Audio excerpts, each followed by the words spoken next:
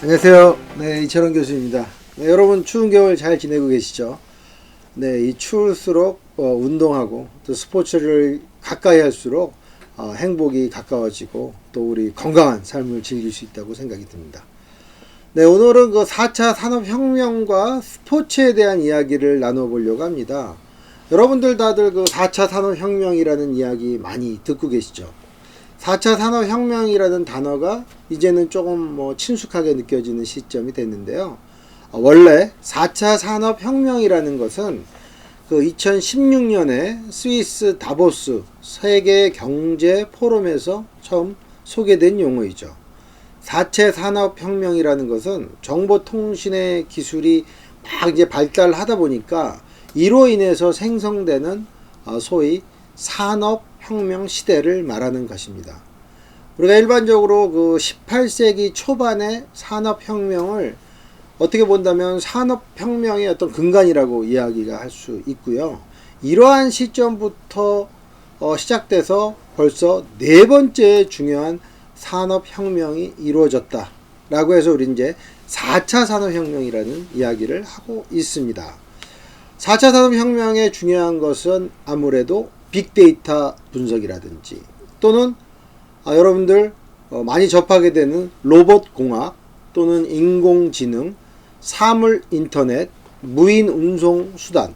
그래서 요 근래에 보면은 우리가 그 핸들 잡지 않고도 운전이 가능한 그런 시대를 살고 있고요. 알아서 차가 움직여주는 그런 시스템 같은 경우 또는 3천 프린터를 통한 그런 3D 프린터의 인쇄라든지 또는 여러가지 형태의 나노 기술의 발달, 이런 것들이 4차 산업혁명의 중요한 요인으로 들어갈 수가 있습니다. 이는 실제 우리가 사는 그 세계와 디지털 세계와의 어떤 그 간극에 대해서 빅데이터를 통하여 통합하고 적용해서 우리 삶을 아주 빠르게 바꾸고 있는 것이죠. 그래서 또한 가상현실, 소위 AR, 그 다음에 증강현실, VR, 이러한 AR과 VR을 통해서 실제 세계 또는 디지털 세계의 여러 가지 형태의 접목들이 일어나고 있는 그런 시대를 여러분들은 살고 계신 것이죠. 네, 스포츠로 좀 시선 옮겨보면요. 스포츠 영역에서도 이 4차 산업혁명의 여러 가지 그 영향을 많이 받고 있는데요. 일반적으로는 이제 세 가지 형태에서 스포츠와 4차 산업혁명이 연결이 되고 있습니다. 그 첫 번째는 사물 인터넷과 빅데이터를 스포츠에 적용해서 이러한 어떠한 움직임들이 이제 보이고 있다라는 것이죠. 독일 축구 대표팀의 경우를 예를 들어볼까요? 2014년 브라질 월드컵에서 이들이 우승할 때 사물 인터넷의 어떤 기술을 통해서 훈련을 조금 더 체계화 시켰고, 그 체계화된 훈련의 산물이 바로 월드컵 우승이라는 그런 놀라운 효과로 나타난 것이죠. 이들이 그 독일 선수들이 운동할 때 그 선수복에 센서를 부착한 그 운동복을 입고 훈련을 하게 되니까 축구 선수들의 운동 패턴, 운동 시간 또는 운동 활동량, 심박수, 혈압 등을 코치나 감독들이 실시간 확인이 가능했기 때문에 우리 선수들이 어떻게 운동했는지를 잘 알 수 있었다는 것이죠. 또한 이런 어떤 데이터들은 자동으로 또 분석이 됩니다. 그래서 이 코치나 감독, 이 코칭 스태프들이 앞으로 어떠한 작전을 짜는 게 좋은지에 대한 선작전 후 게임을 가능하게 만들었다라는 것이죠. 그러다 보니까 이 데이터 분석을 통해서 언제 선수가 최상의 컨디션인지를 알 수 있으니까 최고의 전략 수립은 가능한 것이죠. 두 번째는 스포츠용품 제작에 있어서도 스마트 팩토리라는 개념이 도입하게 되었습니다. 예를 들자면 아디다스 같은 거대 글로벌 스포츠 회사들이 2016년 9월에 독일의 안스바흐라는 그 도시에 운동화 공장을 짓기 시작했습니다. 실제 2016년부터 운영이 되는데요. 아디다스는 1993년부터 중국과 동남아시아의 여러 공장을 운영하면서 지금 우리가 신고 있는, 저도 아디다스 신발 상당히 좋아하는데요. 그 신발을 이러한 그 중국이라든지 또는 동남아시아에서 생산품을 전 세계 시장에 이제 뿌려서 소비자들의 직접 운동하는 데 도움을 주는 그런 제품으로서 선보였는데요. 그러다가 바로 2016년에는 독일로 그 팩토리 공장이 이전하는 획기적인 사건이 일어나게 되죠. 왜일까요? 바로 생산 라인을 로봇화 시스템 시켰고, 그 다음에 3D 프린터 기술을 이용해서 신발을 제작하게 되었다는 것이죠. 그러다 보니까 아디다스 스마트 팩토리의 생산 속도는 기존 공장보다 무려 20배 이상의 그 속도감이 있다고 합니다.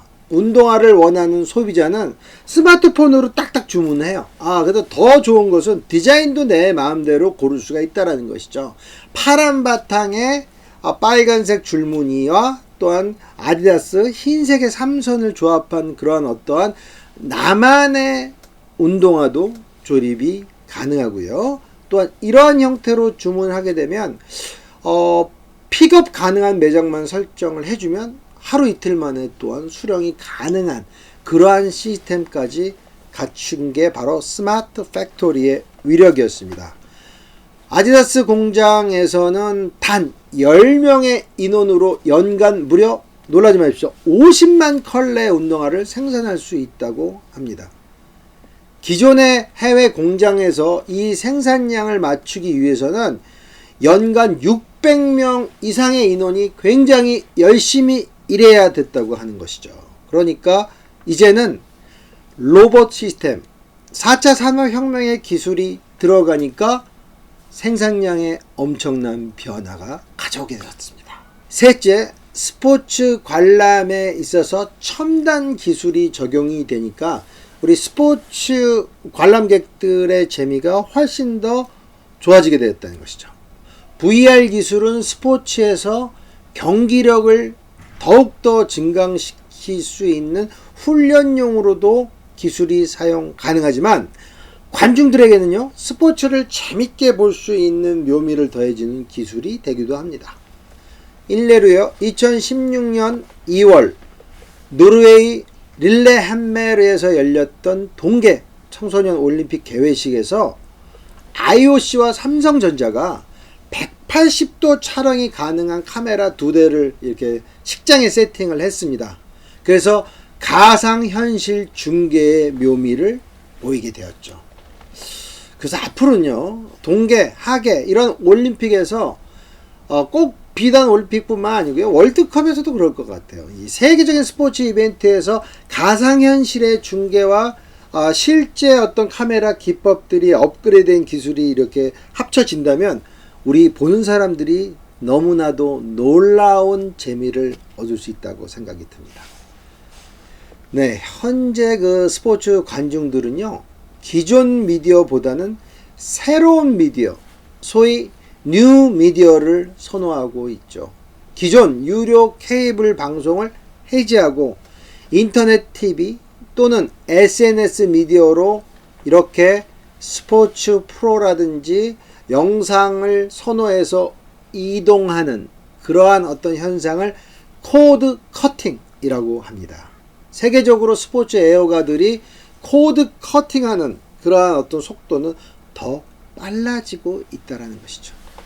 이러한 흐름에 따라서 ESPN은 시청자가 줄어드니까 결국 페이스북, 유튜브나 여러분들 지금 보고 계신 이런 유튜브 같은 거 또는 인스타그램 등을 통해서 스포츠 관람을 활성화할 수 있는 전략을 굉장히 많이 짜고 있다고 합니다. 4차 산업혁명의 시대에는 결국 스포츠 마케터의 입장은 이러한 변화되는 시점에 스포츠 소비자들의 욕구를 적절하게 공략하는 그러한 기술 또는 접근이 필요하다고 할 수 있습니다. 4차 산업혁명 시대에는요, 스포츠의 목적을 우리는 다시금 생각해 보아야 합니다.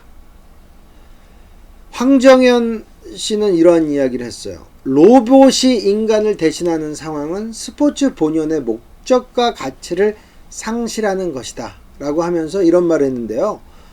스포츠 경기의 목적이 승리에 있다면 우리는 탁월성을 추구할 수 있는 효율적 방법을 모색하고 이를 위한 대안을 마련하면 된다. 로봇은 탁월성 추구에 있어서 인간의 능력보다 훨씬 더 효율적으로 움직인다. 게다가 로봇은 인간의 한계를 초월하여 월등한 기량으로 탁월성에 대한 인간의 욕구를 충족시킨다. 그러나 여기에는 감동이 없다. 선수가 흘리는 뜨거운 눈물도 없고 기쁨의 환호도 없으며 좌절의 고통도 없다. 이런 이야기를 황정현 씨가 했는데요. 저도 100% 공감합니다. 우리의 삶에서 로봇이 만약에 스포츠와 비슷한 또는 게임을 로봇끼리 한다면, 또는 우리는 A 로봇을 환호하고 B 로봇을 경쟁자로 생각하는 그런 게임을 본다면 지금 우리가 얘기하는 스포츠에 희노애락이 들어갈까요? 저는 결단코 그렇지 않다고 생각합니다. 스포츠의 희노애락은 바로 인간이 땀과 노력과 그리고 인간만의 멋진 스토리가 묻어날 때 우리는 스포츠에서 묘미를 느낄 수 있는 것이죠.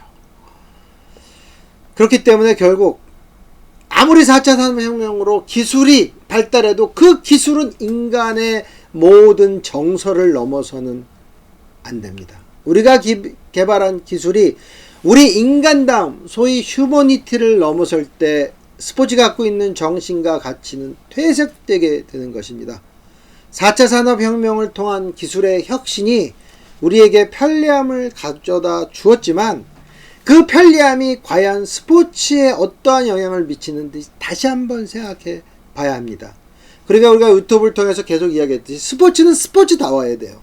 그리고 더 중요한 거는 인간다움이 묻어날 때 스포츠는 우리 인류와 함께 영원하게 되는 매체로서 자리 남게 되는 것입니다. 자리 잡게 되는 것이죠. 스포츠에서 로봇이 그 경기를 결단코 대처할 수 없죠. 예를 들어 9회 말 홈런을 치고 탈진한 동료를 대신해서 내가 더 열심히 뛰고 그 동료의 팔을 붙잡고 마라톤 결승점까지 들어오게 되고, 이러한, 그리고 넘어진 우리 자전거 선수를 내가 일으켜 세우면서 함께 손을 잡고 결승점에 들어갈 수 있는 그 인간다움이 없다면 과연 우리는 스포츠에서 무엇을 기대하겠습니까? 기술은 스포츠에 많은 변화를 추구하지만 결국은 우리 삶을 아름답게 해주는 부수적인 장치에 불과합니다. 4차 산업혁명이 아무리 발전하더라도 스포츠는 바로 스포츠다워야 되고, 우리가 스포츠의 가치를 더 생각할 때 그 4차 산업혁명의 기술은 의미가 있는 것이고 우리한테 이로움을 주는 기술로서 자리 잡게 될 것입니다. 네, 오늘 여러분들한테 4차 산업혁명과 스포츠에 대한 이야기를 나눠봤습니다. 그래서 이러한 4차 산업혁명이 우리 삶에, 스포츠를 즐기는 우리들의 삶에 어떻게 바뀌는지, 경기 외적으로 또는 스포츠적으로, 재미적으로 어떻게 바뀌는지에 대해서 이야기를 나눠봤는데요. 앞으로도 4차 산업혁명의 기술들은 계속 또 스포츠를 바꿀 것이고 우리의 삶을 바꿀 것입니다. 여러분들, 스포츠, 그러나 저는 계속적으로 생각하는 것이 스포츠는 스포츠다워야 되고 인간다움, 휴머니티가 묻어날 때 엘리트 스포츠건 우리가 하는 생활체육이건 다 의미가 있다고 생각을 하고 있습니다. 네, 여러분들 추운 겨울 방 안에만 계시지 마시고 밖에 나가서 진정하게 아름다움, 스포츠의 아름다움을 즐길 수 있는 시간을 갖는 여러분 되시기 소망합니다. 여러분은 여러분 삶의 별입니다. 네, 고맙습니다.